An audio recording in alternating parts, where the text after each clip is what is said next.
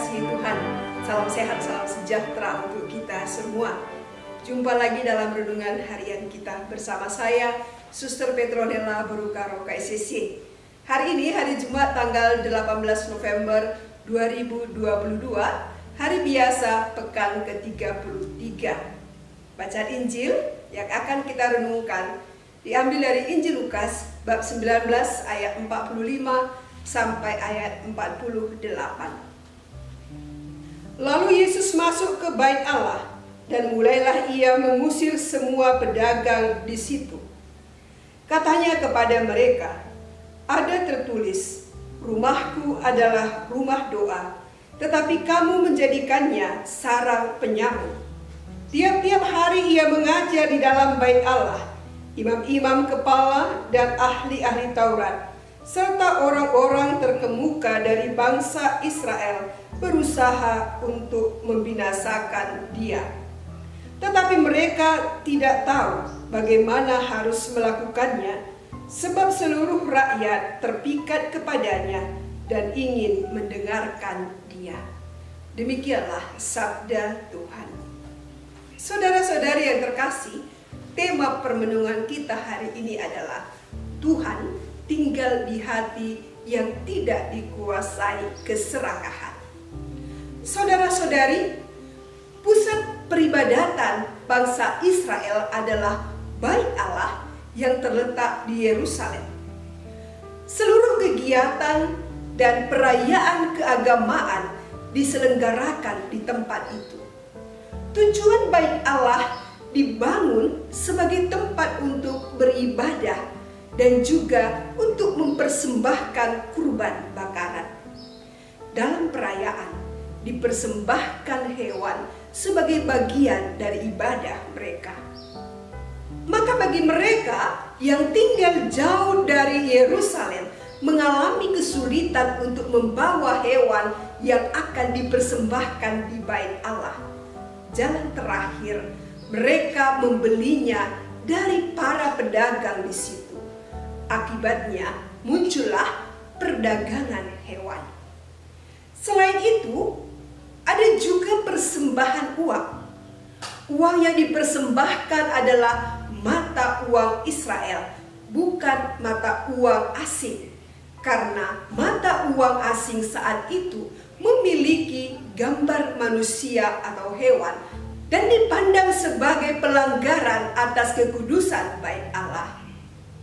Dengan adanya para penukar mata uang itu, jemaat dipermudahkan mempersembahkan uang demi keperluan bait Allah. Namun aturan ini akhirnya memunculkan penyimpangan makna dari bait Allah. Karena bait Allah yang seharusnya menjadi rumah doa, kini berubah menjadi lahan perdagangan karena ketamakan mereka. Maka dalam bacaan Injil hari ini, Yesus mengusir semua pedagang dan berkata, "Ada tertulis, rumahku adalah rumah doa, tetapi kamu menjadikannya sarang penyamun." Yesus hadir memulihkan kembali kesucian bait Allah, karena bait Allah pada waktu itu sudah kehilangan makna yang sesungguhnya. Bait Allah yang seharusnya menjadi rumah doa dan tempat perjumpaan umatnya dengan Allah yang disembah telah berubah menjadi sarang penyamun atau menjadi tempat perdagangan. Karena itulah Yesus membersihkan bait Allah dari praktek-praktek yang tidak suci.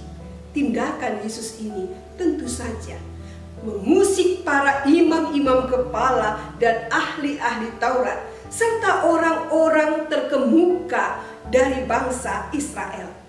Karena Yesus merebut otoritas mereka di rumah Allah.